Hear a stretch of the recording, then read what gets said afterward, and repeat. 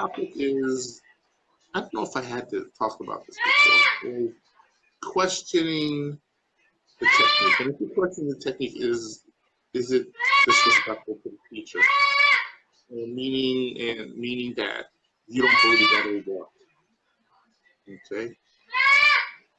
I have a student that does that. Was somebody, you got private lessons on there? Somebody TIing? No, that's my bird, my parrot. Oh, that's your bird? Yeah, he's a pain in the butt. Hilarious. Hilarious. So I was just actually talking about this in class last night.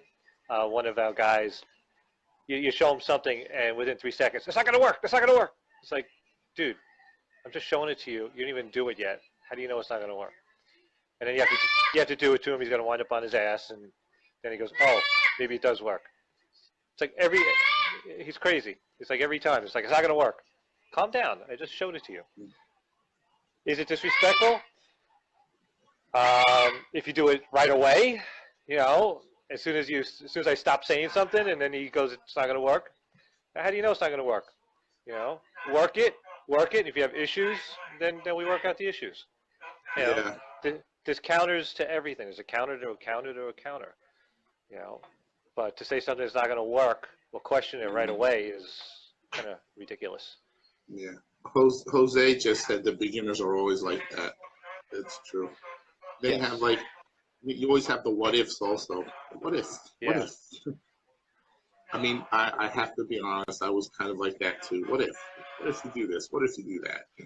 Well, what ifs are good, but you gotta get what you're learning first, and then what if it? Yeah. I mean, because Grandmaster Galana always said that question it, question the technique, no matter where it comes from, even if it comes from me, question it. Right. You always have to question things. Yeah, always question it. And I have, I mean, the way I look at it, and I've seen so many martial artists. I see so many, especially at the events that we go to. Right.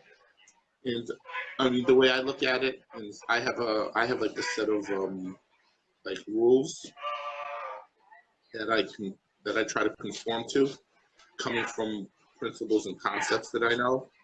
Right. And if somebody breaks those rules, right? I'm gonna say breaks the rules, that I have in my head. And to me, that's an opportunity for a counter. I don't like the spinning moves. Right? I don't like because anybody that does these spinning moves, they give you their back. They give you their back, and to me, that's a no-no. Because you don't know if when the guy gives you back, right? The guy gives that spin and gives you the back. That's an opportunity for me to take my knife and stick it in his liver. That's an opportunity for me to grab by his head, expose his throat, and stick the knife into his throat. That's the way I look at it. So for me, when I see techniques where they do these spins and they go they try to be flashy, fancy and flashy. Fancy and flashy does not equate to functionable. And I think that was one of my things down here too. Was it may not look, it might look good, but is it functional? Okay? And a lot of them do the spins. And to me, that's just spinning, giving the back is just an opportunity. I mean, an opportunity to break the guy's leg right there. Kick him under his back of his knee, and my thing is I want to drive. My idea is to drive the knee. I was talking to somebody last night. Drive the knee past the concrete. Through the concrete, but it's not going to happen. So what's going to happen if you try to do that? The guy's knee's going to shatter. Right. So those are kind of the things that I look at when I see these techniques. Now, do I point them out? You know, yeah, maybe to like close confidants. You know, but I see it, and I see this one master is doing it, and he'll do these spins, and I'm like, oh my god, dude, they think that it's functional because it's flashy, but it's not um, flashy. So I mean, it's not functional. Just because it looks good doesn't mean it's going to work. Right. Unfortunately, the simple stuff doesn't get you students. You Yeah, know, that's you got true. to do when you have seminars, you got to do the flashy stuff so people get the wow effect, and then you get Yeah, them in, and then if they become a student, then you show them the simple stuff, and if they stay because they understand, awesome. But if they leave because they want the flashy, that's fine too. You don't need them. yeah. Well, then you have some schools that basically they just do flash, Right. and they think that it's you know that it's awesome. Like there's a group, there's a demonstration group that's really well known, right? And I don't care. I'm going to say the name. I'm going to say Go the ahead. name. Say it. Uh, the Korean Tigers, Okay. right? And they're doing this thing and they're dancing, and I'm like, what? Like, they have this cute girl. She does a kick and then she starts dancing, da, da, da, da. And I'm like, what the? What is that? It's a What is show. that? I mean, she looks great. She looks, she's hot. She's hot. She's hot. And then they do like, they do all these spinning, break, break, break, break, break, break. But in the end of the day, it's like, is it combat effective? Well, You they know? they're not doing that to show combat effectiveness. They're doing that just to put on a show and entertain you. You Yeah, know, but to combat me, effective. But you see videos of people doing the combat effective yeah. techniques and But, everything. but, So it's but it's to me, again that's not martial arts. That's performing it's arts.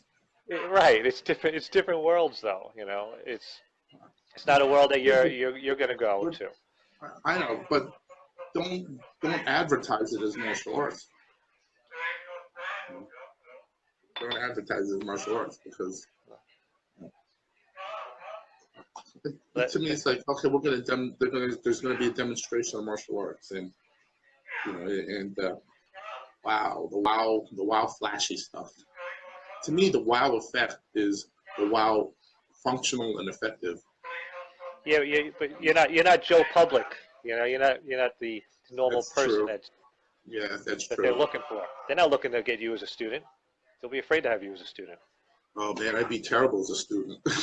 You are Those terrible schools, as a student. I'd be terrible as a student at those schools. I feel like that don't work. That don't work. See, there you go. You're the student that says that doesn't work. That doesn't work. What if? What if? Yeah, then I can prove it too. But again, it's two different worlds. Actually, yeah, you have many worlds of martial arts. It's not just Yeah, but then it goes into that. All right. Um, it goes into the all right. They get schools that do these flashy demonstrations, and they get students. All right, and then the students, that's all they do is flash. Okay, we got to look good. You got to look good, right? You got to right. look good. Yeah, flash. And then they advance in rank, right? They advance in rank. So then when they get to that black belt, right, they're given that false sense of security. I'm black belt, black belt. I'm a black belt. That really bugs me. To me, it's like seeing people, you know, and it gets their egos. That's where the ego kills them. The thing is, they're given that false sense of security. Rank, rank is like false sense of security. Right. And Well, I mean, the belt system only came into effect. When Jigaro, I don't know if I'm pronouncing his name right, Jigaro Kano Sensei, right. um, he put the belt ranking in effect. But back then, with him, you really, judo, you really earned it. Dude, did you know that when I took judo, right? I was like 5 years old. I took it for 3 years, and then we moved. So it took me 3 years to advance in 3 ranks, right? And then, we weren't given belts, right? So my white belt, all right, go get your dye and have your parents dye it. Yeah. That's funny. I got my white belt, and then my father had to go, and then he had to dye it overnight, And then when I advanced the green belt, he had to go get the green dye. He had to dye it. He had this little what they call it in Filipino, they call it dabo, this little bucket, like this little bucket, and he put my belt in there, and I had to wait for a night, and then okay, there's your green belt. That's But funny. we really, and then here was Freddie's on, and here was really cool was that we always had to do like randori at the end of class, Right. and then we were given like all these these points for how we did, right? Mm-hmm. And then when you got to like a certain number of points, you earned a patch. So I earned I think when I left I had 3 patches. And that was cool. It was like you always that was like your goal was to earn patches. Right. But Because that was back in the day. I think back in the day was different. well, that's getting back to the black belt rank. Duran did a broadcast on that, how he has all these schools in his area, and he gets these parents come into him with their student, with their kid who's a black belt, and they're like, how come my kid can't handle himself? And then they wind up joining his school.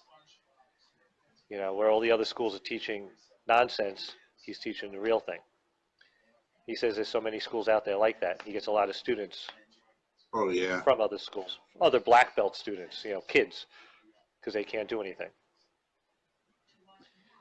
So, I've seen Duran's his kids promotion. Dude, right. They are tight. They are tight. Their katas, they're on point. Their katas are nice and crisp. Boom, boom, boom. And then when they do board breaking, I was talking about this the other night. When they do board breaking, they'll do multiple boards without spacers. Right. Because I was like shocked when I saw that. Because a lot of demonstrations that I've seen, they had spacers. I'm like, I was shocked. No spacers. That's That's a good way. Yeah, but Duran, his thing is that he trains, fighters. Right. His kids are good. They're good. They're in competition, but he won't do the which I agree with them. He won't teach them any of the Kali Silat. He won't teach them any of the Pakiti stuff. I dropped my phone. Who attacked the bird? I'm puppy sitting, and this dog's a mess, and I just got to clean up after him. Oh, yeah. But so I teach. Yeah, I have a Kali kids class. And yeah, but you kind of don't you you've adjusted your curriculum?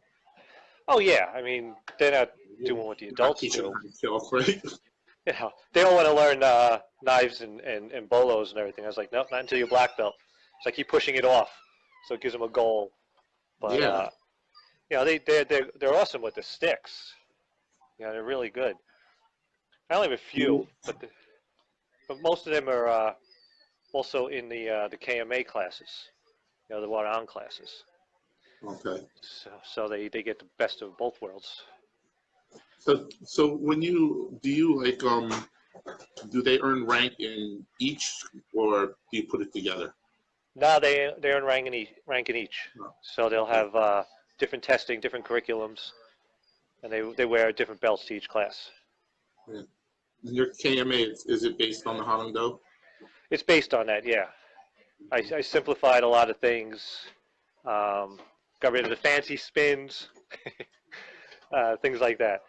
But Do you teach forms? I do forms, sure. Yeah, Mm-hmm. just forms are Yeah, good I stuff. forgot all my forms. When I was in Taekwondo, I forgot all of them. Here's a story. One of my kids, he was with me for about a month, and he's like 9 years old. He was at Walmart playing with some toys. He puts his phone down, and some big kid, a teenager, comes and grabs his phone. So he grabs the kid's wrist. He goes like, "Oh, my phone." The kid's like, "No." So he does a back fist into one of the targets on the head that I taught him. Kid drops the phone and runs. He's a month into class, and he's already using what I showed him. So I asked him about it, and he apologizes. I was like, what are you apologizing Why? for? He goes, "I only hit him once." I was like, "Once is fine," because they learned the targets in a group. I was like, "Once is fine." He's like, "I don't have to hit him 5 times." I was like, "No, once was good. It worked. Don't worry about it." Yeah, if it worked, it worked. Yeah, but functionality. He was in class for a month. So what did he take? He took at that time maybe 8 classes, and he's using it to defend That's himself. good. Yeah, he's not doing anything flashy. He didn't get a belt after 2 weeks because he could do a horse stance. I don't give things away. You gotta earn them. Yeah. You don't sell them. You don't sell rank. I don't sell rank, believe me. The kids. You're not a the kids McDojo. No, and the kids know it too. They have to work for it. Like this Friday, I'm giving a test to three yellow belts. They're going for their green belt, and yellow belt's the 3rd belt in the curriculum. So it's the end of the beginner level. Then they go into the intermediate level. So they had to do everything from white belt all the way up to yellow belt, white, orange, and yellow. They don't just go in and do yellow belt. So white belt, they just did white. Orange, they did orange. Yellow, they have to do all 3. So then the next belt, green, they just do green. Then they just do purple. Then when you go blue to brown, they have to do all 6 in their test. Hey, Steve's on. He said he was born yellow. Dude, you're Pinoy. I thought you were born brown.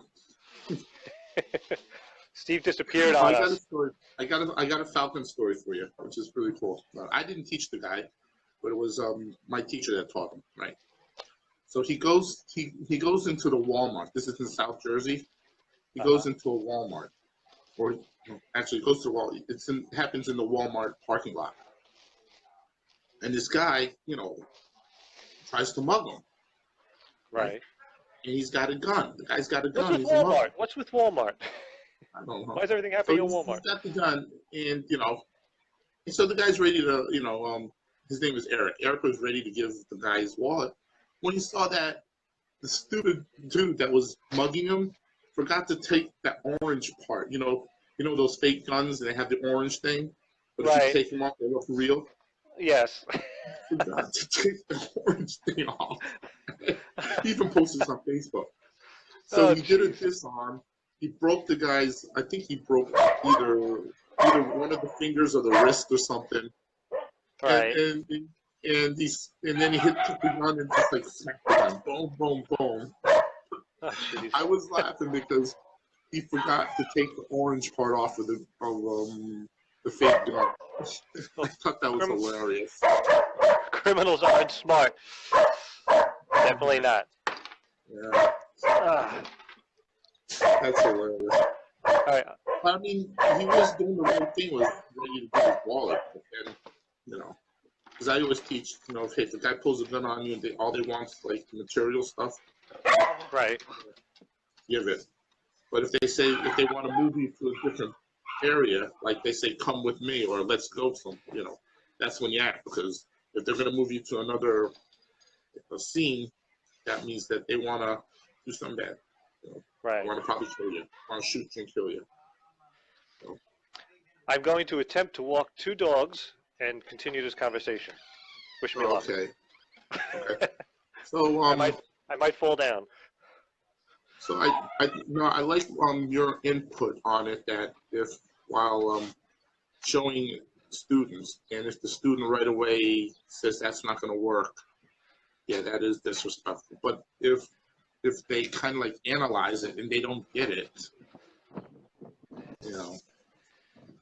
or you have the what ifs, and they do the what ifs.